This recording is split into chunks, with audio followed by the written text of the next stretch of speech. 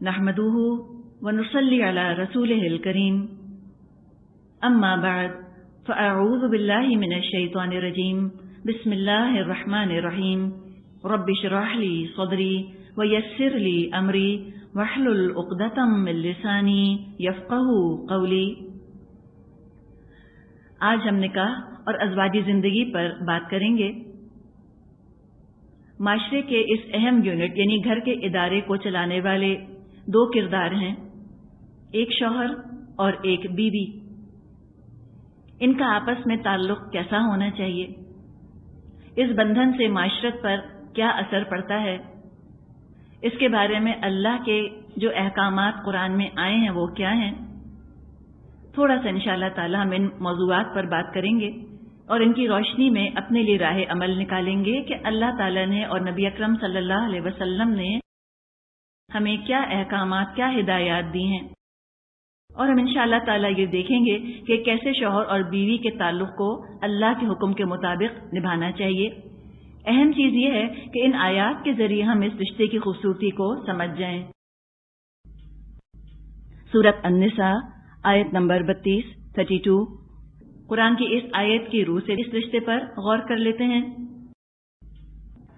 وَلَا تَتَمَنَّوْا مَا فَضَّلَ اللَّهُ بِهِ بَعْضَكُمْ عَلَى بَعْضٍ لِلرِّجَالِ نَصِيبٌ مِّمَّا اكْتَسَبُوا وَلِلنِّسَاءِ نَصِيبٌ مِّمَّا اكْتَسَبْنَ وَاسْأَلُوا اللَّهَ مِن فَضْلِهِ إِنَّ اللَّهَ كَانَ بِكُلِّ شَيْءٍ عَلِيمًا۔ اور جو کچھ اللہ نے تم میں سے کسی کو دوسروں کے مقابلے میں زیادہ دیا ہے اس کی تمنا مت کرو۔ جو کچھ مردوں نے کمایا اس کے مطابق ان کا حصہ ہے، اور جو کچھ عورتوں نے کمایا ہے اس کے مطابق ان کا حصہ۔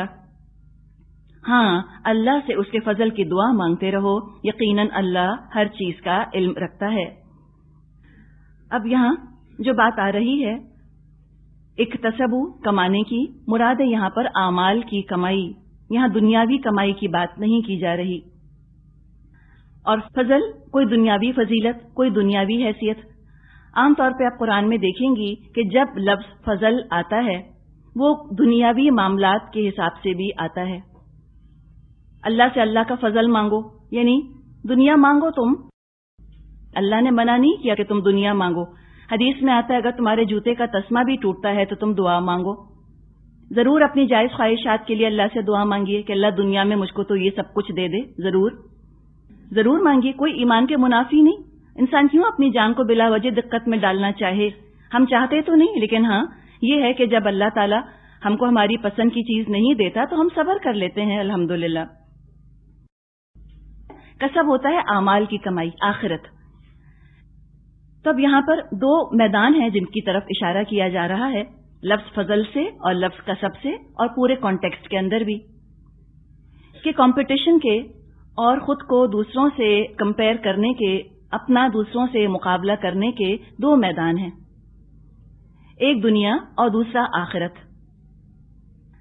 جہاں تک دنیا کا تعلق ہے اس کی تمنا کی جا سکتی ہے، لیکن اسی کو کمپٹیشن کا میدان قبول کر لینا، اپنے لیے پسند کر لینا، اپنے لیے سلیکٹ کر لینا کہ جو کمپٹیشن ہم کریں گے وہ دنیا کے میدان ہی میں کریں گے، یہ زیادہ عقل مندی نہیں ہے۔ یہاں مقابلہ کرنا بیکار ہے، سچی بات ہے۔ دیکھیں ذرا دنیا پہ ایک نظر آپ ڈالیں، کچھ لوگوں کو پیدائشی سبقت حاصل ہے دنیا میں، ان کو تو بائی برتھ ایک ہیڈ سٹارٹ ملا ہوا ہے دنیا میں، جس کو ہم کہیں کہ دا ڈائس از لوڈڈ، جس کو ہم کہیں کہ at the right place at the right time, سونے کا چمچہ لے کر پیدا ہوتے ہیں۔ قسمت ان کی ایسی ہوتی ہے کہ مٹی کو ہاتھ لگائیں تو سونا بن جائے۔ کسی کو ترقی کے موقع ملتے ہی چلے جاتے ہیں، جتنی محنت کرتے ہیں اس کا بھرپور صلہ پاتے ہیں، بلکہ بعض دفعہ بہت تھوڑی محنت کر کے بہت ساری دنیا ان کو مل جاتی ہے، اور یہ بھی ہوتا ہے کہ بغیر محنت کے مل گئی، ہاتھ پاؤں بھی نہیں ہلائے، اور دنیا کی شہرت، دنیا کی کامیابیاں، دنیا کے خزانے، دنیا کی دولت ان کے قدم چومتی رہتی ہے۔ اس کے برعکس کچھ لوگ سر توڑ کوشش کرتے ہیں، لیکن ہر طرف ترقی کے راستے بند ملتے ہیں، ان کو بھرپور محنت کرتے ہیں، اپنی محنت کا ان کو 1/4 بھی نہیں ملتا، دنیا میں مواقع نہیں ملتے، ترقی کے موقع نہیں ملتے، ڈیڈ اینڈ پر ہی پہنچتے ہیں۔ اب اس سے حسرتیں اور محرومیاں دلوں میں پیدا ہوتی ہیں، اپنی شخصیت مسخ ہونے لگتی ہے، جو نعمت اپنے پاس ہوتی ہے وہ بھی نظروں میں اچھی نہیں لگتی۔ اب یہ ہم کن کا ذکر کر رہے ہیں؟ ان لوگوں کا کہ جن کو ان کی مرضی کے مطابق دنیا نہیں ملی ہوتی، جن کو اپنی کوششوں محنتوں کا پھل یہاں نہیں ملا ہوتا۔ ہو سکتا ہے ان کی شخصیت کے اندر ڈسٹورشن آنے لگ جائے، اپنی نعمتیں جو اپنے پاس ہوں وہ بھی نہ اچھی لگیں۔ اس سے بڑھ کر پھر جو ری ایکشن اور رد عمل بعض دفعہ انسان میں پیدا ہوتا ہے وہ یہ کہ نعمت والے شخص کے خلاف غصہ، نفرت، حسد، اینگر، ریزنٹمنٹ، جیلیسی پیدا ہونے لگتی ہے۔ حالانکہ دیکھیں یہ صورتحال جو ہے وہ نعمت والے کی بنائی ہوئی تو نہیں ہے، اس نے تو خود کو نہیں نوازا، اس نے دوسروں کو محروم تو نہیں کیا، کسی کا حصہ تو نہیں لے لیا۔ مثال کے طور پہ ایک شخص آنکھوں والا ہے، ایک اندھا ہے۔ اب اگر کوئی اندھا ہے تو اس میں آنکھوں والوں کا کیا قصور؟ اس کی آنکھ لے کر تو اپنی نہیں لگا لی اس نے۔ ایک شخص جینیس ہے، ایک شخص پاگل ہے، تو جینیس کا کیا قصور؟ جینیس نے اس پاگل کے حصے کی عقل تو نہیں لے لی۔ تو اس پر نہ جینیس پر الزام آتا ہے اور نہ ہی عقل والے پر الزام آتا ہے، نہ ہی آنکھوں والے پر۔ ایک شخص غریب ہے، ایک دولت والا ہے، تو دولت والے نے غریب کا حصہ تو نہیں چرایا، لیکن غریبوں کو غصہ آتا ہے امیروں کے اوپر۔ ہو سکتا ہے کہ کم شکل جس کی ہے اس کو زیادہ اچھی شکل والے پر غصہ آئے یا حسد پیدا ہو۔ اس قسم کی ذہنی بیماریوں کا علاج ہے جو یہاں بتایا گیا، اس کا علاج کر دیا اسلام نے۔ اسلام نے ان ایکوالٹی کا، اس ڈسکریپنسی کا علاج بتا دیا۔ فرمایا ان باتوں کو اگنور کر دو، نظر انداز کر دو۔ جس کے پاس ہے وہ تو کہے ہاں ٹھیک ہے میں ایکسپٹ کر لیتا ہوں، اپنی دولت، اپنی عقل، اپنی شکل۔ جس کے پاس نہیں ہے اس کے لیے بڑا مشکل ہے قبول کرنا۔ وہ کہے میں کیوں قبول کروں یہ انیکوالٹی، میں اپنی محرومی کو کیوں قبول کروں؟ غصہ آ سکتا ہے اس کو۔ تو قرآن نے بتایا بھی ہے، وجہ بھی بتائی ہے، ایکسپلین بھی کیا ہے کیوں کرو، اپنے آپ کو، اپنی سچویشن کو ایکسپٹ کیوں کرو۔ اگر تم نے یہ خیال کیا کہ جو کچھ ہے بس یہی دنیا کی زندگی ہے تو تم اپنے آپ کو بہت زیادہ تکلیف میں رکھو گے۔ اور واقعی جو شخص یہ سمجھتا ہے کہ بس یہی زندگی ہے جو کہ دنیا میں ہم گزار رہے ہیں، وہ محروم رہ جانے پر اگر جلے گا، کڑھے گا نہیں، شکایتیں نہیں کرے گا تو اور کیا کرے گا؟ وہ تو یہی کرے گا۔ اور شکایتیں کرنے سے اور جلنے کڑنے سے محرومیاں کم تو نہیں ہو جاتی، بلکہ تلخی میں، کڑواہٹ میں اضافہ ہی ہوتا ہے۔ چھوٹی سی مثال، جیسے لائٹ نہیں ہے، گرمی ہو رہی ہے، اب ایک محرومی تو ہے۔ اب اس محرومی کو ہینڈل کرنے کے دو طریقے ہیں۔ یا تو یہ ہم کرنا شروع کریں کہ کیوں لائٹ نہیں ہے اور پھر ہم اسی پر ڈسکشن شروع کر دیں۔ رفتہ رفتہ آپ دیکھیے گا آپ کے جذبات کے اندر کیسا اور ابال آنا شروع ہوگا اور کتنا زیادہ غصہ آنا شروع ہوگا، اور پھر بات نکل کر پاکستان پر اور مسلمانوں پر اور کہاں سے لے کر کہاں تک چلی جائے گی۔ ہو سکتا ہے کچھ لوگ یہ فیصلہ کر لیں کہ اب ہم پاکستان میں نہیں رہیں گے، اچھا خاصا امریکن پاسپورٹ ہے ہمارا، ہم کیا کر رہے ہیں یہاں بیٹھ کر؟ مثال دے رہی ہوں نا، یہ بھی ہو سکتا ہے۔ اب دوسرا کیا ہے کہ جو محرومی ہے جو ہمارے حصے میں آ گئی ہے اس وقت، اس کو ہم قبول کر لیں من اللہ سمجھ کے، اللہ کی طرف سے ہے۔ اور چونکہ ہمارا آخرت پر یقین ہے تو انسان اپنے آپ کو یہ تسلی دے لیتا ہے کہ جو میں نے صبر کیا میرا رب مجھ کو اس کا اجر دے گا، ضرور ہی اس کا اجر زیادہ ہے اللہ کے ہاں، اس لیے کہ میں زیادہ مشکل میں بیٹھ کر ایک کام کر رہی ہوں۔ جب مشکل کا لیول بڑھ جاتا ہے نیکی کا اجر بڑھ جاتا ہے، کوئی شک نہیں اس کے اندر۔ ہم سب آزاد خواتین ہیں یہاں پر، ہم میں سے جس کا جی چاہے اٹھ کر کمرے سے باہر جا سکتا ہے، نہیں جا سکتے ہم؟ بتائیے کون آپ کو روکے گا؟ کوئی نہیں روک سکتا۔ اور الحمدللہ ہو سکتا ہے آپ بہت اچھے پیسے والے گھرانوں سے آ رہی ہوں، آپ کے اپنے گھروں کے اندر اے سیز لگے ہوئے ہوں، آپ گاڑی میں بیٹھیے، آپ اپنے گھر جا کر ٹھنڈے ٹھنڈے بیٹھ جائیے، تکلیف دور کر سکتی ہیں۔ کس چیز نے آپ کو یہاں روکا ہوا ہے؟ یہ صرف آخرت کے یقین نے آپ کو روکا ہے، اللہ کی محبت نے روکا ہے، اور اللہ بے حد قدردان ہے۔ اللہ اپنے سے محبت کرنے والوں سے بہت محبت کرتا ہے۔ تو اس میں ہوتا کیا ہے کہ ہم کہتے ہیں نا انگلش میں مائنڈ اوور باڈی، جب انسان کا ایٹیٹیوڈ، ذہنی رویہ اس کا جب مثبت ہوتا ہے، پازیٹو ہوتا ہے، تو جو مادی تکلیفیں اور جو کچھ محرومیاں زندگی میں ہوتی ہیں، کوئی کمی آ جاتی ہے، تو اس پر قابو پانا آسان ہو جاتا ہے۔ اگر جسم یا ہمارا مادی وجود کچھ تکلیف محسوس کر بھی رہا ہوتا ہے، ہماری روح، ہمارا ذہن، ہمارا ایمان اس تکلیف کو کم کر دیتا ہے، قابل برداشت بنا دیتا ہے۔ کس طرح سے؟ صلے کی امید دلا کر کہ آخرت آئے گی تو اللہ اس کا صلہ دے گا۔ ہو نہیں سکتا کہ اللہ کو پتا نہ ہو کہ ہم اس کی محبت میں کوئی تکلیف یہاں اٹھا رہے ہیں بیٹھ کے، خوب پتا ہے اللہ کو۔ اور جب ایک آنسو نہیں اللہ ضائع کرتا، تو جو پسینہ آتا ہے اللہ کی راہ میں، کیا اللہ ضائع کرے گا؟ کیا اس صبر کو اللہ ضائع کرے گا؟ کبھی نہیں کرے گا۔ جو یہ سمجھتے ہیں کہ بس دنیا ہی دنیا کی زندگی ہے، وہ نہ ملنے پر جلتا ہے، کڑتا ہے، شکایتیں کرتا ہے، اور شکایتیں کرنے سے نہ تکلیف دور ہوتی ہے، نہ محرومیاں کم ہوتی ہیں، بلکہ غصے میں، تلخی میں، کڑواہٹ میں، مزاج کے بگڑنے ہی میں اضافہ ہوتا چلا جاتا ہے۔ اور یہ مزاج کا بگڑنا، یہ ذہنی تکلیف کے اندر اپنے آپ کو رکھنا، پھر یہ جسمانی بیماریوں کی شکل میں بھی ظاہر ہوتا ہے۔ اور وہ یہ سوچتے ہیں کہ ہم بہت مظلوم ہیں۔ لیکن جس نے قرآن کھول کر پڑھ لیا یا قرآن سن لیا، وہ پرسکون اور مطمئن ہو جاتا ہے، محرومیوں پر، مشکلات پر صبر کرنے والا ہوتا ہے۔ وہ سوچتا ہے ٹھنڈے دل ٹھنڈے دماغ سے، اس لیے کہ اس کا دل، دماغ، اس کی روح تو معطر ہوتی ہے نا، اللہ کی خوشبو میں بسی ہوئی ہوتی ہے۔ آخرت کے یقین پر اس کا دل ٹھکا ہوا ہوتا ہے، آخرت ہے۔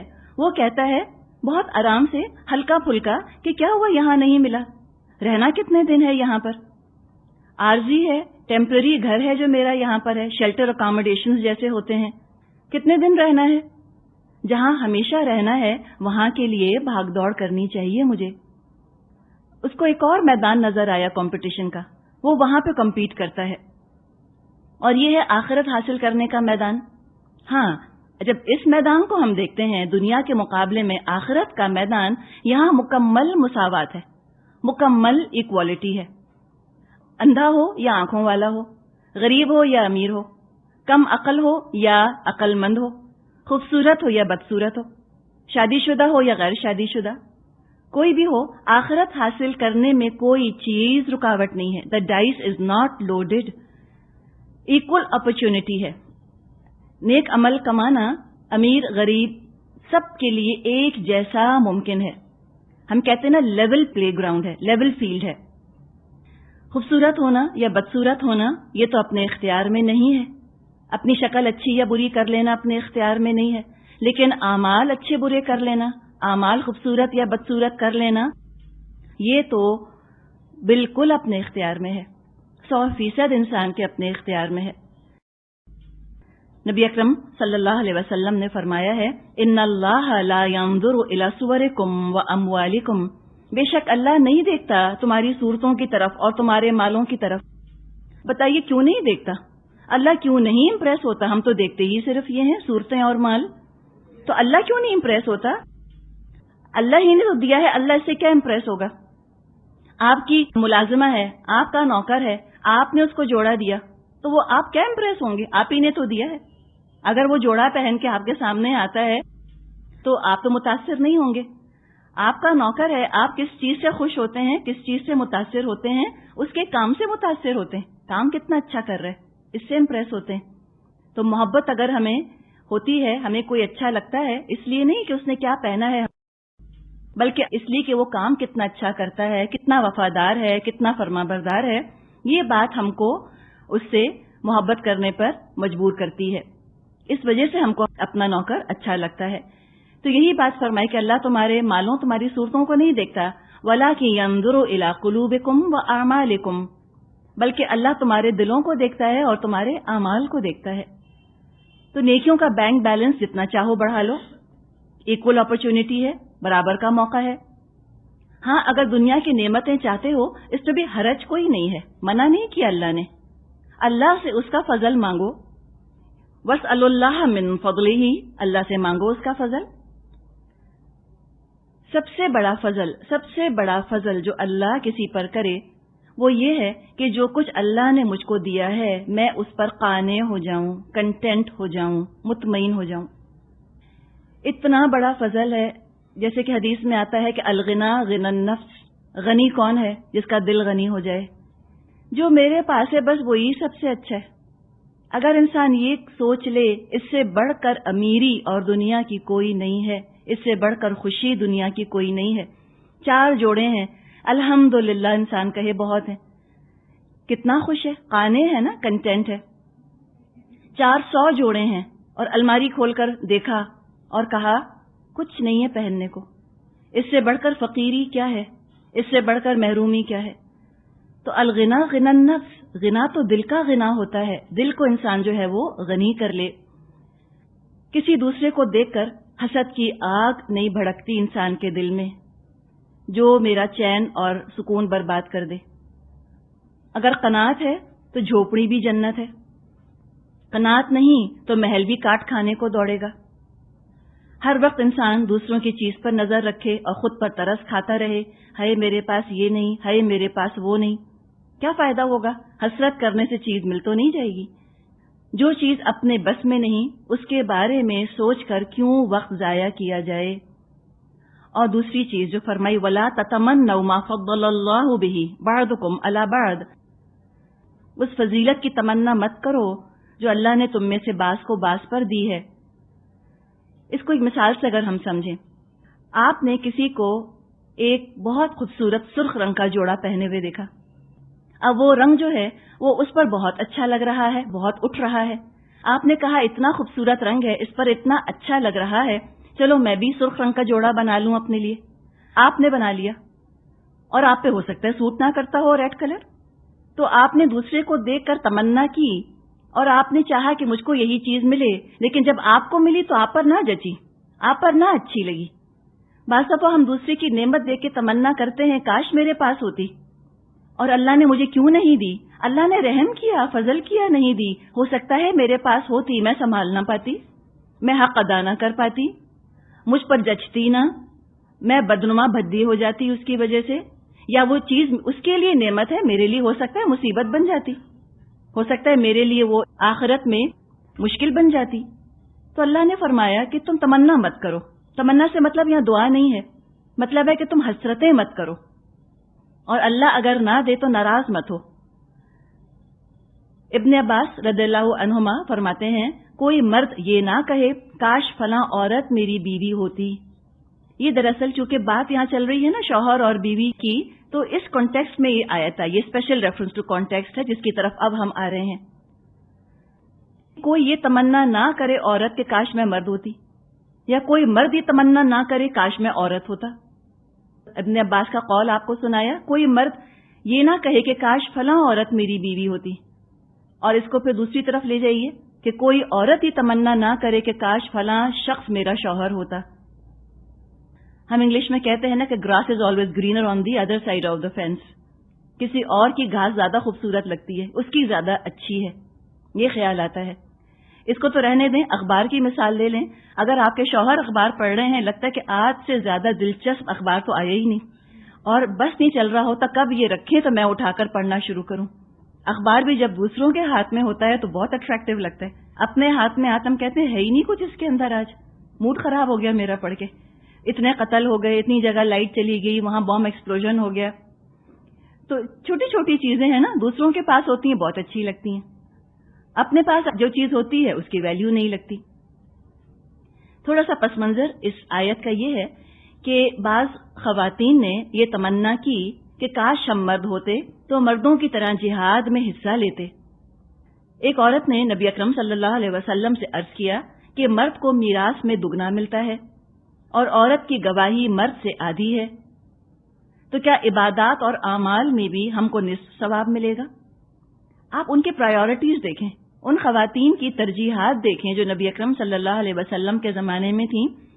ان کو غصہ اس بات پر نہیں ہے کہ دنیا میں ایکوالٹی ہمیں کیوں نہیں دی گئی، انہیں فکر اس بات کی پڑی کہ آخرت میں بھی کیا ہمارے ساتھ یہ معاملہ ہوگا۔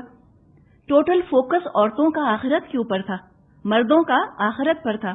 انہوں نے کہا کہیں ایسا تو نہیں کہ آخرت میں بھی ہمیں آدھا اجر ملے۔ اس آیت میں ان شبہات کا جواب آ گیا کہ جو فضیلتیں مردوں کو ملی ہیں اسی کے مطابق ان کا حساب ہوگا، اور جو نعمتیں عورتوں کو ملی ہیں اس کے مطابق ان کا حساب کتاب ہوگا۔ اللہ سے فضل مانگتے رہو، اللہ ہر چیز کا علم رکھنے والا ہے۔ اللہ نے اپنے علم کے بنا پر فضیلتوں کی تقسیم کی ہے، اور ہر فضیلت نعمت ہوتی ہے، ہر نعمت ذمہ داری ہوتی ہے، اور ذمہ داری کے بارے میں تو پوچھا جاتا ہے۔ تو جس کو اللہ نے جتنی زیادہ ذمہ داری دی ہے، آخرت میں اس کو اتنا ہی اپنا حساب دینا ہوگا۔ تو یہ فری نہیں ہے یہاں پر کہ بس مفت کی بات ہے، اس کو اتنا دے دیا، اس کو اتنا دے دیا، اور اندھیر نگری چوپٹ راج، نعوذ باللہ، ایسا نہیں ہے۔ اللہ نے جتنا دیا اپنے علم کے حساب سے دیا، کون کتنی ذمہ داری اٹھا سکتا ہے اس حساب سے دیا۔ حدیث میں آتا ہے النساء شقائق الرجال، عورتیں جو ہیں وہ مردوں کی بہنیں ہیں۔ تو انسانیت کے رشتے سے تو سب جڑے ہوئے ہیں، انسانیت کے لیول پہ تو سب برابر ہیں، اخلاقی لیول، ایمانی سطح ان کی، ایمانی تشخص، اخلاقی تشخص، انسانی تشخص، اس میں تو بالکل برابر ہیں عورتیں اور مرد۔ ہاں، دنیا میں انتظام چلانے کے لیے بعض رشتوں میں اللہ تعالیٰ نے عورت کو فضیلت دی اور بعض رشتوں میں اللہ نے مرد کو فضیلت دی، اور چونکہ یہاں ذکر چل رہا ہے گھر کے ادارے کا، شوہر کا اور بیوی کا، تو اس میں بتا دیا کہ شوہر کو بیوی کے اوپر فضیلت حاصل ہے، ایک درجہ حاصل ہے۔ تو یہاں سے وہ چیز جو ہے وہ شروع کر دی گئی ہے تاکہ ذہنی طور پہ لوگ تیار ہونا شروع ہو جائیں، خواتین بھی تیار ہو جائیں۔ سورۃ النساء آیت نمبر 34 فرمایا الرجال قوامون علی النساء بما فضل اللہ بعضهم علی بعض وبما انفقوا من اموالهم، مرد عورتوں پر قوام ہیں اس بنا پر کہ اللہ نے ان میں سے ایک کو دوسرے پر فضیلت دی ہے، اور اس بنا پر کہ مرد اپنے مال خرچ کرتے ہیں۔ قوام قیم کی جمع ہے۔ قیم عربی زبان میں اس شخص کو کہا جاتا ہے جو کسی کام یا نظام کا ذمہ دار ہو، جو رسپانسبل ہو، کسی آرگنائزیشن کو چلانے کی رسپانسبلٹی ہو، کوئی کام وہ کرنے کا ذمہ دار ہو، وہ قوام ہوتا ہے۔ فعال کے وزن پر یہ مبالغے کا صیغہ ہے، فعال کے وزن پر قوام۔ اور کیوں بنایا اللہ نے قوام مردوں کو؟ دو وجوہات بتا دی گئیں۔ ایک کہ اللہ کی دی ہوئی فضیلت ہے، بات تو یہیں ختم ہو گئی۔ اللہ تعالیٰ نے یہ فضیلت دی ہے مردوں کو، اللہ تعالیٰ نے ان کو قوام بنایا۔ اب اس میں جو اللہ کو خالق مانتا ہے، جو اللہ کو مالک مانتا ہے، الرحمن العزیز الرحیم العلیم، جو اللہ کو مانتا ہے، پورا بھروسہ، پورا اعتماد، پورا ٹرسٹ اس کا اپنے پالنے والے پر ہوگا کہ اچھا اللہ یہ بات کہہ رہا ہے، اللہ نے یہ فیصلہ فرمایا ہے تو ٹھیک فرمایا ہوگا، میرے رب نے یہ فیصلہ کیا، یقیناً یہ فیصلہ بالکل درست ہوگا۔ اللہ جانتا ہے، ہم نہیں جانتے۔ اللہ نے فرمایا ہے اللہ اعلم وانتم لا تعلمون، اللہ جانتا ہے تم نہیں جانتے۔ سوال بھی ہم سے پوچھا گیا تھا سورہ بقرہ میں، انتم اعلم ام اللہ، تم زیادہ جانتے ہو یا اللہ؟ تو کون ہے جو کہے گا ہم زیادہ جانتے ہیں؟ ہو سکتا ہے کہ میری سمجھ میں یہ تقسیم نہ آ رہی ہو سکتا ہے کہ میری پسند کی یہ تقسیم نہ ہو، لیکن اللہ جاننے والا ہے، واللہ اعلم، اس نے یہ فیصلہ کیا تو درست ہوگا۔ جب ایک آرگنائزیشن بنائی جاتی ہے، ادارہ بنایا جاتا ہے، اس میں مختلف لوگوں کو مختلف عہدے دیے جاتے ہیں۔ دنیا میں تو سفارشیں چلتی ہیں، نااہل لوگوں کو عہدے دے دیے جاتے ہیں۔ اللہ تعالیٰ کے ہاں سفارش نہیں چلتی۔ اللہ صلاحیت دیکھ کر، اور صلاحیت بھی کس نے رکھی؟ اس نے خود رکھی۔ جو صلاحیتیں، جو پوٹینشیل ٹیلنٹس، جو پوٹینشیل کیپیبلٹیز، جو صلاحیتیں اللہ تعالیٰ نے جس میں رکھی ہیں وہ خود جانتا ہے، اسی نے رکھی ہیں، اور جو صلاحیت دی ہے اس کے حساب سے اس نے مقام بھی دیا ہے، ذمہ داری بھی دی ہے۔ اسی حساب سے اس نے مرد کی ذمہ داریاں بتا دیں، عورت کی ذمہ داریاں بتا دیں۔ دنیا میں بھی آرگنائزیشنز جو اچھی ہوتی ہیں اس میں ڈفرینٹ پوسٹ صلاحیت کے حساب سے دی جاتی ہے لوگوں کو، اور یہ مالک کی مرضی ہوتی ہے کہ وہ کیا پوسٹ کس کو دے۔ علم والا ہوگا، وزڈم والا مالک ہوگا تو صحیح انسان کا انتخاب کر کے صحیح پوسٹ، صحیح عہدہ اس کو دے گا۔ جیسے دنیا میں یہ نظام چلتے ہیں، بالکل اسی طرح گھر بھی ایک آرگنائزیشن ہے، یونٹ ہے، اور اس آرگنائزیشن کا، اس یونٹ کا سربراہ اللہ نے مرد کو بنایا۔ اللہ نے مردوں میں جسمانی طاقت اور قوت فیصلہ عورتوں کی بنسبت زیادہ رکھی ہے۔ جسمانی طاقت ہے، کوئی شک نہیں اس کے اندر۔ آج بہت زور و شور سے ہم ایکوالٹی کا نعرہ سنتے ہیں کہ مردوں اور عورتوں کی ایکوالٹی ہونی چاہیے۔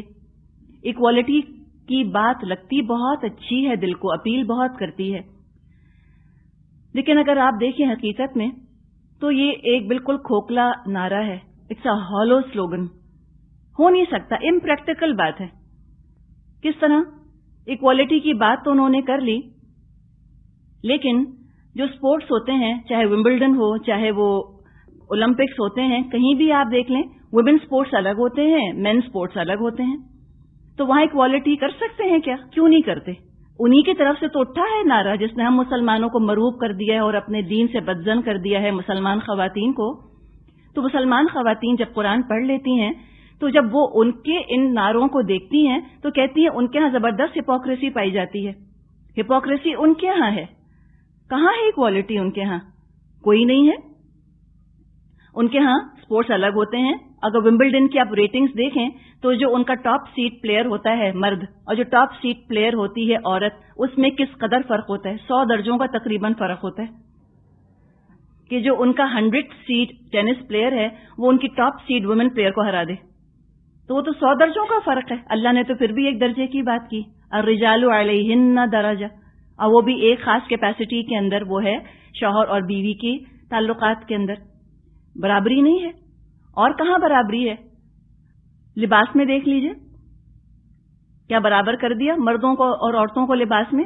کیا کیا انہوں نے کہ عورتوں کو تو مرد والا لباس پہنا دیا، لیکن کیا مردوں کو عورتوں والا لباس پہنایا؟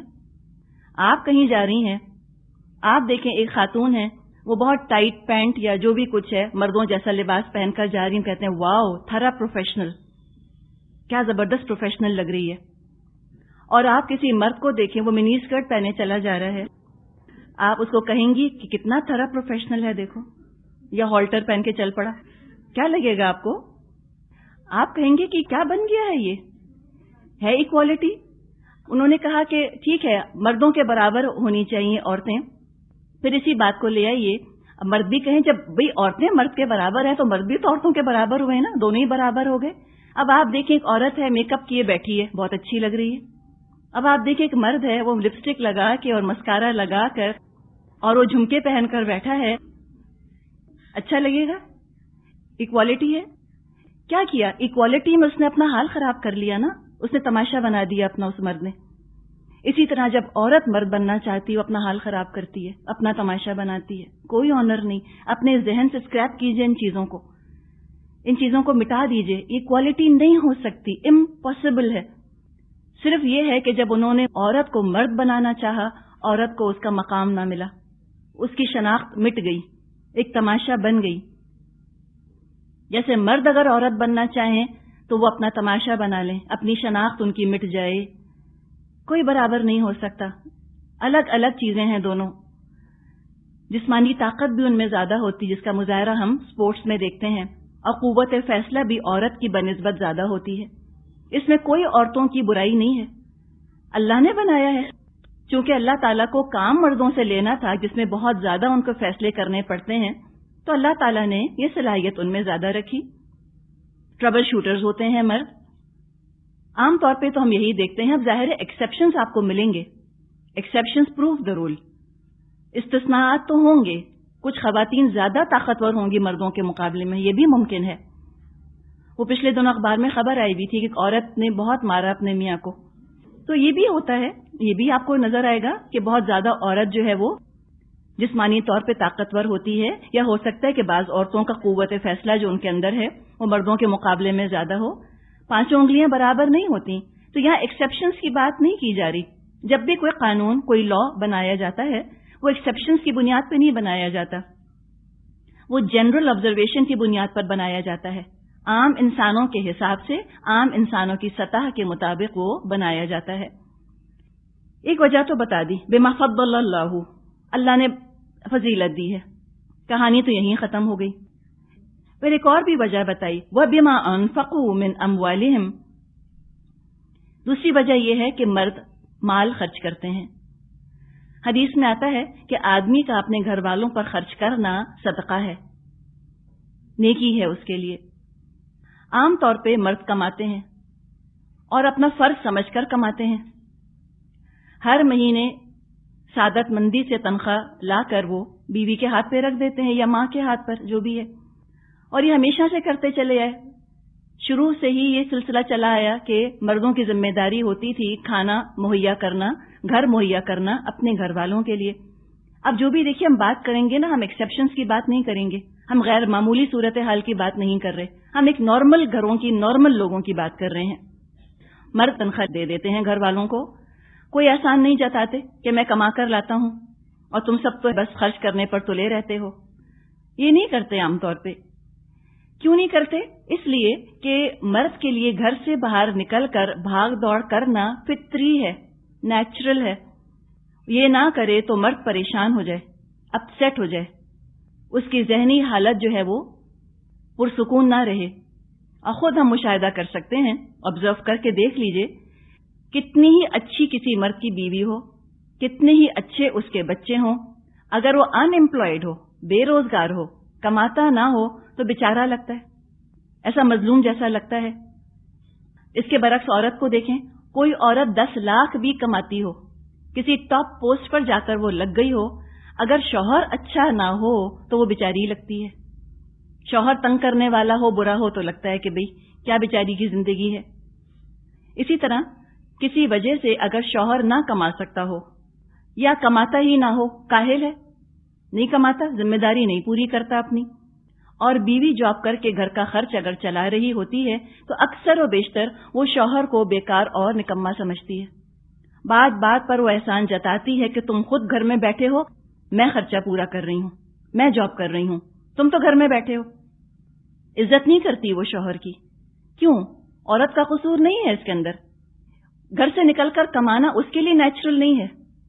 یہ الٹی گنگا شروع ہو گئی کہ مرد گھر بیٹھ جائے، عورت کمانے لگ جائے۔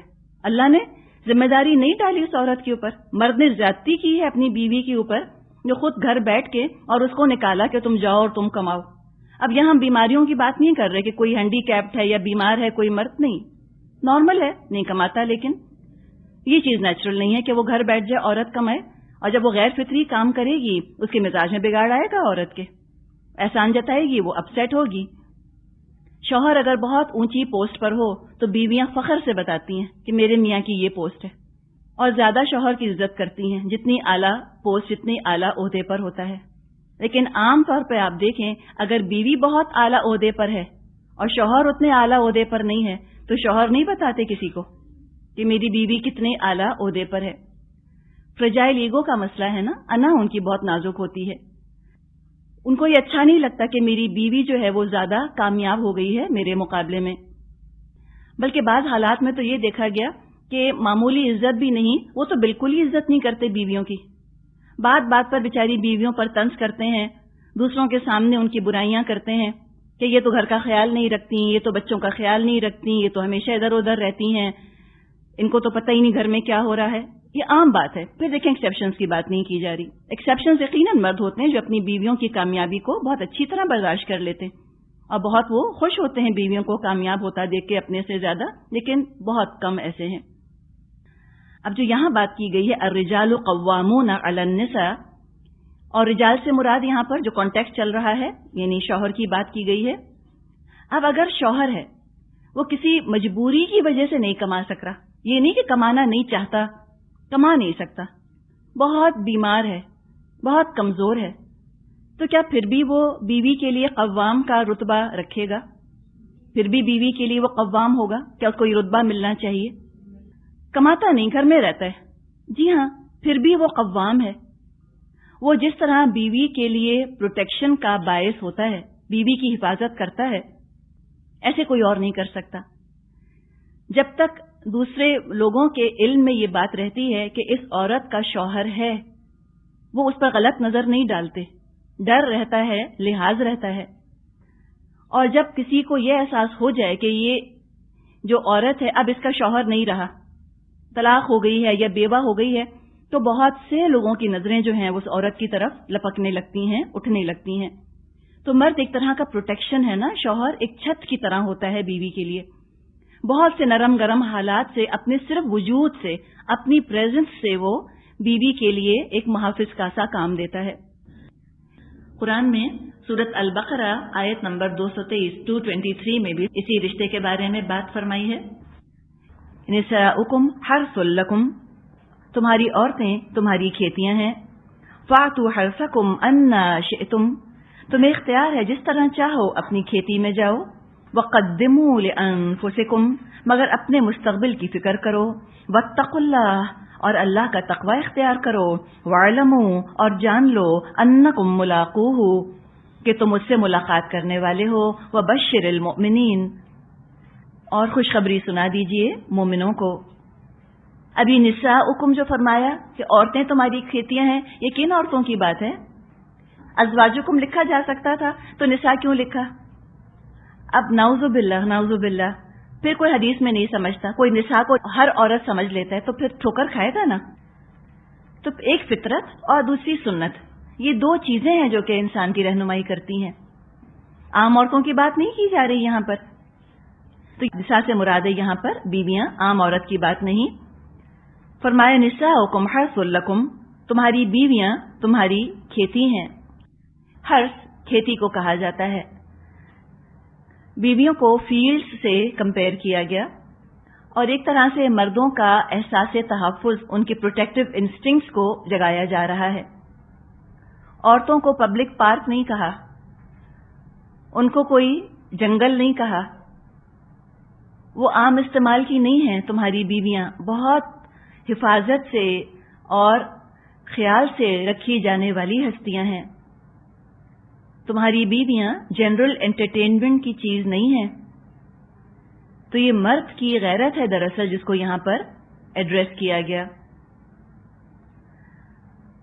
بعض دفعہ خواتین ناراض ہو جاتی ہیں کہ ہمیں کھیتی کیوں کہا. عورت کے لیے قرآن نے یہ مثال استعمال کی ہے، اور بہت ہی باعزت، بہت ریسپیکٹیبل مثال استعمال کی ہے. کیا ہوا کہ جب عورت نے پردہ چھوڑا، اپنے آپ کو ایکسپوز کیا، کچھ دن تو بڑا مزہ آیا، بڑا آزادی کا احساس ہوا. پھر کیا ہوا؟ اس کے بعد جب مردوں کی نظریں پڑنی شروع ہوئیں، جب مردوں کے ہاتھ لگنے شروع ہوئے، جب مردوں کے کمنٹس سننے کو ملے، جب سیکشل ہیرسمنٹ شروع ہوا، جب مولسٹیشن شروع ہوا، اب گھبرانے لگ گئیں، اب بہت پریشان ہوئیں. تو وہ گلیمر تو نکل گیا، اب عزت چاہنے لگ گئیں. پہلے چاہتی تھیں کہ ہمارے حسن کی بہت تعریف کی جائے، اب حسن کی تعریف بڑھتے بڑھتے جب حدیں کراس کرنے لگ گئی، اس لیے کہ ونڈو شاپنگ پر تو لوگ راضی نہیں ہوتے نا. جب بہت دن ان کو ونڈو شاپنگ کرائی جائے گی تو پھر تو وہ چاہیں گے کہ شیشہ توڑ کر وہ چیز زبردستی حاصل کر لیں. جب ایسے واقعات پیش آنے لگ گئے، اب ان کو بہت افسوس ہوا. لیکن کیا کریں، جو اتنا شور مچا کے اور سب کچھ چھوڑ کے اور دین کو اور اللہ کو اور رسول کو انہوں نے ٹھکرا کر ایک راستہ اپنے لیے اختیار کیا. اب انا یہ بھی نہیں کہنے دیتی کہ تم نے غلط کیا، تم کو نہیں نکلنا چاہیے تھا، تمہیں اس طرح اپنے آپ کو ایکسپوز نہیں کرنا چاہیے تھا. اب وہ یہ چاہتی ہیں کہ ہم اپنے آپ کو دکھاتی بھی رہیں، ہم جو جی چاہے کرتی بھی رہیں، لیکن ہمیں عزت بھی ملے، مولسٹیشن بھی نہ ہو، ہیرسمنٹ بھی نہ ہو، ہمیں رسپیکٹ چاہیے. تو یہ تو عورت کی، اس کا مطلب ہے فطرت بول رہی ہے نا کہ وہ عزت چاہتی ہے، وہ صرف ایک شو پیس کے طور پہ نظر آنا نہیں چاہتی. تو یہاں تو اس کو بہت رسپیکٹیبل مثال سے تشبیہ دی جا رہی ہے، بہت رسپیکٹیبل چیز سے اس کو تشبیہ دی جا رہی ہے. آج عورت بہت جوش و خروش سے عزت مانگ رہی ہے کہ we want to be respected, ہماری عزت ہونی چاہیے. اگر عورتوں کو کام کرنا ہے تو کام کرنے پر پابندی نہ لگائی جائے، لیکن ساتھ ساتھ ایسے قوانین بنا دیے جائیں کہ وہ اس مینٹل ٹارچر سے، اس ذہنی پریشانی سے بچ سکیں. اگر عورتیں ہی ڈبل میسج دیتی ہیں، کانٹرڈکٹنگ میسج دیتی ہیں، تو اب یہ کیسے ہوگا کہ وہ سلیکون بھروا کے اپنے لپس کے اندر اور اپنی پسلیاں نکلوا کر اور کمر پتلی کروا کر اور منی اسکرٹ پہن کر جائیں اور پھر کہیں کہ I want to be respected for my brains, وہ کہیں کہ میں تو اپنی انٹیلیجنس کی عزت کروانے آئی ہوں، تو لوگ ہنسیں گے نا. پھر اپنا خود ہی ایک طرح کا مذاق بنا لینا ہے. تو یہاں جو مثال دی گئی، جو تشبیہ دی گئی ہے عورت کو کھیتی کے ساتھ. اچھا برا کیوں لگتا ہے؟ برا اس لیے لگتا ہے کہ اب تک جو شعر و شاعری ہے یا ناولز ہیں، وہ ناولیں چاہے مردوں نے لکھیں چاہے عورتوں نے لکھیں، ان میں عورت کو جس طرح پیش کیا گیا ہے اس شاعری میں یا ان ناولز میں، اس سے گلیمرس تصور تو آتا ہے، خوبصورتی کا تصور تو آتا ہے، لیکن باعزت تصور تو نہیں آتا ذہن کے اندر.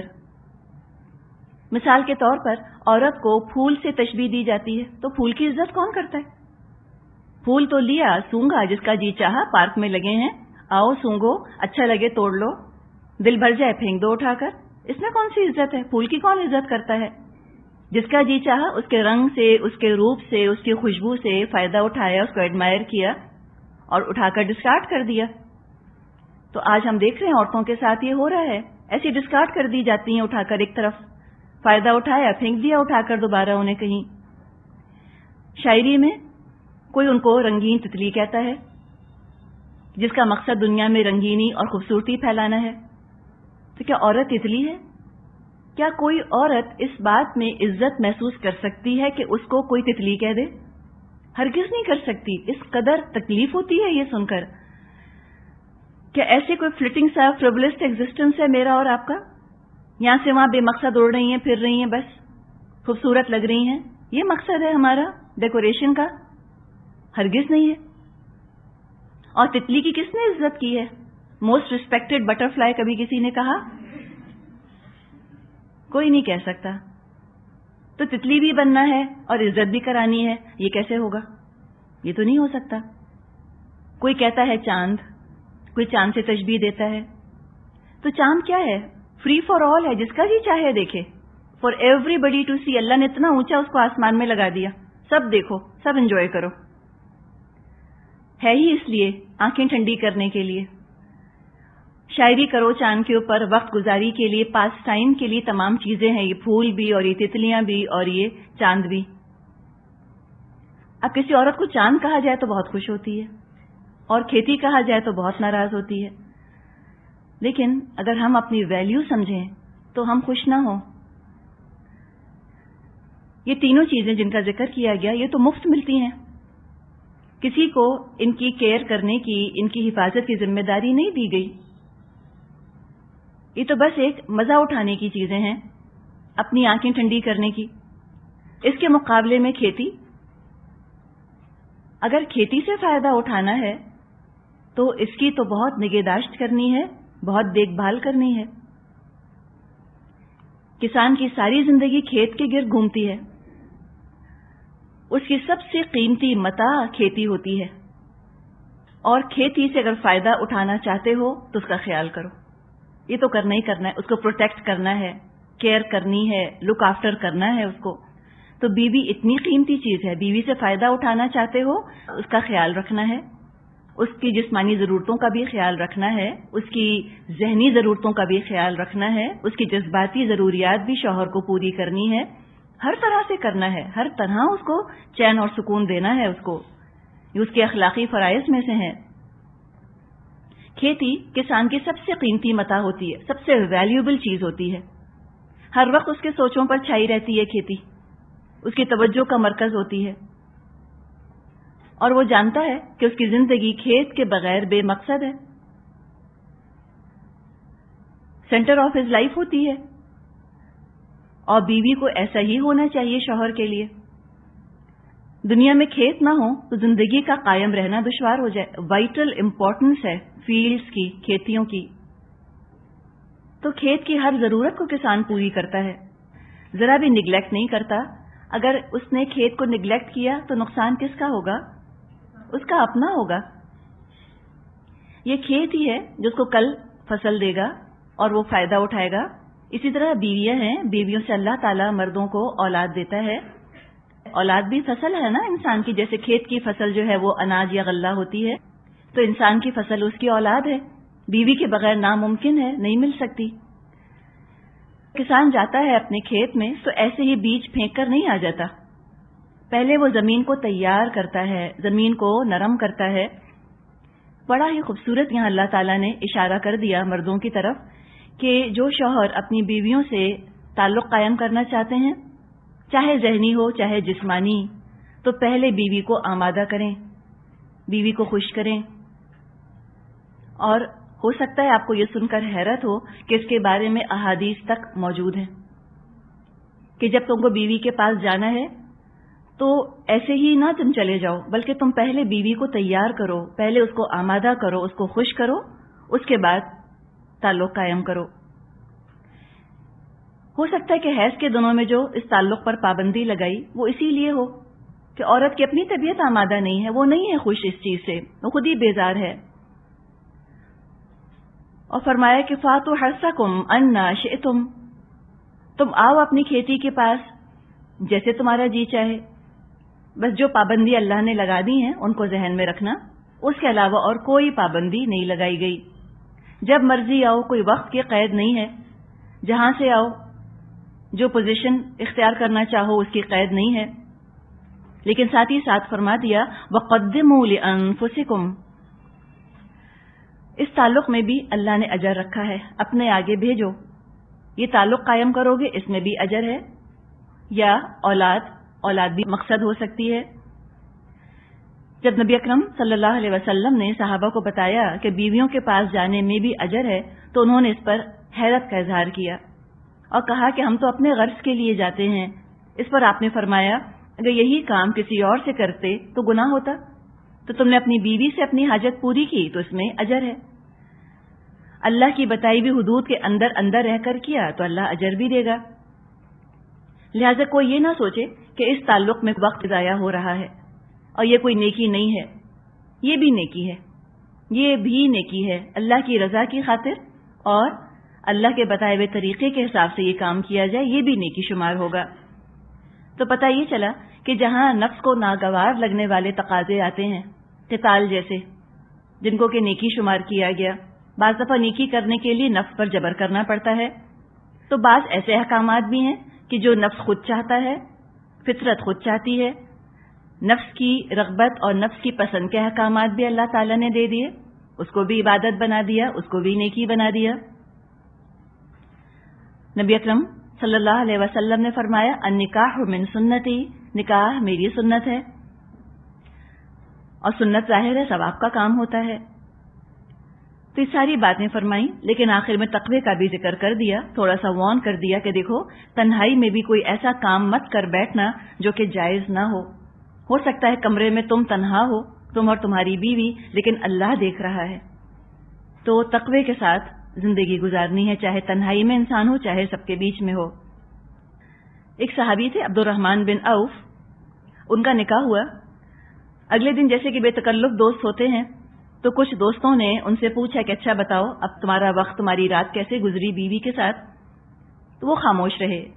جب دوستوں نے بہت زور دیا تو انہوں نے فرمایا کہ اللہ نے اسی لیے تالے اور دروازے بنائے ہیں۔ انہوں نے قطعاً کوئی بات اس کے بارے میں کسی سے نہ کی۔ لیکن آج ہم دیکھ رہے ہیں کہ جب بعض دفعہ حیا اٹھتی ہے، ان چیزوں کو ہم کسی بھی اور چیز کی طرح آرام سے ڈسکس کر لیتی ہیں آپس میں بیٹھ کے، یہ چیز نہیں ہونی چاہیے۔ اگر یہ کام ایسے کھلم کھلا ہونے کے ہوتے تو اللہ تعالیٰ اس طرح تالے اور دروازے تو نہ بناتا، اس طرح پرائیویسی کا اہتمام تو نہ کیا جاتا۔ ہر چیز کھلم کھلا ڈسکس کرنے کی نہیں ہوتی۔ یہ وہ چیزیں نہیں ہیں کہ جن کو ٹاک شوز میں ڈسکس کیا جائے، ٹیلی ویژن پر ڈسکس کیا جائے، یا صبح ناشتے کی ٹیبل پر بیٹھ کے ٹاپک کے طور پر ڈسکس کیا جائے، نعوذ باللہ۔ نہیں، کیا ہوتا ہے کہ حیا اٹھ جاتی ہے پھر۔ اب حیا کی بھی ایکسٹریم سے ہمیں بچنا ہے، ایسی حیا بھی نہ ہو کہ بیماریاں ہو جائیں، مسائل ہو جائیں اور ڈسکس نہ کریں۔ ایک ہم نے یہ بھی دیکھا اپنے معاشرے کے اندر ایک حیا کی یہ ایکسٹریم بھی تھی، اور ویسٹ میں ہم وہ دوسری ایکسٹریم دیکھ رہے ہیں کہ ہر طرح کی بے حیائی پر بات کرنا ان کے ہاں کوئی بڑی بات ہی نہ رہی۔ انسان اپنی فطرت کو سامنے رکھے نا۔ دیکھیں ہر چیز کا فتویٰ نہیں ہوتا، جیسے میں آپ کو بتا رہی ہوں، ہر چیز فتووں سے طے نہیں پاتی، ہر چیز کانکریٹ نہیں ہوتی۔ یہ تو انسان کی فطرت اس کو گواہی دیتی ہے کہ کیا چیز کس حد تک مناسب ہے اور کہاں پر یہ چیز مناسب نہیں۔ ایک اور چیز جس کو ہم اپنے معاشرے میں کہتے ہیں چھیڑ چھاڑ، اس کے اندر یہ پہلو نہیں آنا چاہیے. یہ چیزیں کوئی چھیڑ چھاڑ کا موضوع نہیں ہے. یہ چیزیں بعض دفعہ اگلے کو اذیت دینے لگتی ہیں، تو ان پر بات نہیں کرنی چاہیے. انتہائی پرائیویٹ معاملہ ہے یہ شوہر اور بیوی کا. یہ ایسا نہیں ہے کہ زیادہ اس پر ڈسکشنز کیے جائیں یا نوٹس کمپیئر کیے جائیں یا پرفارمنس کمپیئر کی جائے. نعوذ باللہ، نہیں، اچھی چیز نہیں ہے. قرآن کا انداز دیکھیں نا، کتنے ڈھکے چھپے انداز میں قرآن ہم سے بات کر رہا ہے. نکاح بھی ایک کانٹریکٹ ہے، معاہدہ ہے، لیکن عام بزنس کانٹریکٹس کی طرح کانٹریکٹ نہیں ہے، بلکہ اس میں جذبات کا بھی انوالومنٹ ہے. جذبات بھی شامل ہیں، احساسات بھی شامل ہیں، خوشی اور غم کے احساسات بھی شامل ہیں، لیکن بہرحال ہے ایک طرح کا کانٹریکٹ. نکاح کے معاہدے میں عورت اور مرد دونوں کو برابر کا اختیار ہوتا ہے، چاہیں تو قبول کریں چاہیں تو قبول نہ کریں. جب نکاح ہو تو مرد اور عورت دونوں کا برابر کا اختیار ہے. جب نکاح ہمارے ہاں کیا جاتا ہے تو کس قدر سوچ سمجھ کر کیا جاتا ہے نا؟ کتنا ڈسکشن ہوتا ہے، بات چیت ہوتی ہے، مہینوں سوچ بچار ہوتی ہے، ہر پہلو کو دیکھا جاتا ہے، خاندان والوں سے بھی ڈسکشن کیا جاتا ہے اور بہت سوچ سمجھ کر یہ رشتہ باندھا جاتا ہے. تو جتنا سوچ سمجھ کر اس کو باندھا تھا، اب اتنا ہی سوچ سمجھ کر اس کو توڑنا بھی ہے. لیکن افسوس کہ اپنے معاشرے میں ہم یہ بات دیکھتے ہیں کہ جب توڑنے پر آتے ہیں تو ایک جھٹکے سے توڑ دیتے ہیں. یہ چیز پسندیدہ نہیں ہے، یہ چیز اچھی نہیں ہے. اگر طلاق بھی دینے کا ارادہ کر ہی لیا تو سوچ سمجھ کر یہ کام کرنا ہے. اب فرق کیا ہے نکاح میں اور طلاق کے معاہدے میں؟ طلاق دینے کا اختیار مرد کو ہے، عورت کو نہیں. طلاق عورت نہیں دے سکتی اپنے شوہر کو، لیکن شوہر بیوی کو دے سکتا ہے، یہ اس کا اختیار ہے. اب اس کا مطلب یہ نہیں ہے کہ سوچے سمجھے بغیر یا بیوی کو ڈرانے دھمکانے کے لیے وہ اس کو استعمال کرتا رہے یا اس کو دھمکاتا رہے کہ طلاق دے دوں گا طلاق دے دوں گا. جیسے ہم اپنے ہاں کچھ جاہل مردوں کا حال دیکھتے ہیں کہ اگر تم اپنی امی کے ہاں گئی تو طلاق دے دوں گا، تمہاری امی میرے گھر آئیں تو طلاق دے دوں گا، کھڑکی میں کھڑا ہوا تم کو دیکھا تو طلاق دے دوں گا، یا بیٹی ہو گئی تو طلاق دے دوں گا. نعوذ باللہ، ان کو رہنے دیں. یہ مومن کہاں ہیں؟ ان کو کیا پتا قرآن نے کیا کہا ہے ان سے؟ مسلمان ہیں لیکن اسلام کا نہیں پتا ان کو. اور جو یہ کرتے ہیں تو اللہ پوچھے گا، اللہ حساب لے گا کہ تم کو دھمکانے کے لیے اختیار دیا تھا. جب ہم کسی کو بھی حق دیتے ہیں تو وہ حق استعمال کر بھی سکتا ہے اپنا. اب مثال کے طور پہ ایک سرجن ہے، سرجن کو کچھ آلات دیے جاتے ہیں، سرجیکل انسٹرومنٹس دیے جاتے ہیں. اس میں قینچی بھی ہوتی ہے، اس میں چھری بھی ہوتی ہے، اس میں بہت کچھ ہوتا ہے. اب اگر سرجن جو ہے وہ آپے سے باہر ہو جائے اور وہ چھری لے کر ایسی حملہ شروع کر دے مریضوں پر، تو کیا اس سرجن کو نہیں پکڑا جائے گا؟ کیا اس سے پوچھا نہیں جائے گا کہ تم نے یہ کیوں کیا؟ تو اسی طرح اللہ نے ایک اختیار دیا ہے مرد کو، سوچ سمجھ کر موقع پر مناسبت سے اس کو استعمال کرنا ہے. اذیت پہنچانے کے لیے، دھمکانے کے لیے، تکلیف پہنچانے کے لیے تو یہ اختیار نہیں دیا. اور دیکھیں جہاں اختیار دیا جائے گا وہاں اس کے مس یوز ہونے کا بھی اندیشہ رہتا ہی ہے. کوئی مرد ہو سکتا ہے مس یوز کرے، لیکن پھر وہ یہ نہ سمجھے کہ کوئی اس کی پکڑ نہیں ہے اس کے اوپر. اللہ سب دیکھ رہا ہے. سورۃ البقرہ میں بات فرمائی، وَلَهُنَّ مِثْلُ الَّذِي عَلَيْهِنَّ بِالْمَعْرُوفِ وَلِلرِّجَالِ عَلَيْهِنَّ دَرَجَةٌ. عورتوں کے لیے بھی معروف طریقے پر وہی حقوق ہیں جیسے مردوں کے حقوق ان پر ہیں، البتہ مردوں کو ان پر ایک درجہ حاصل ہے.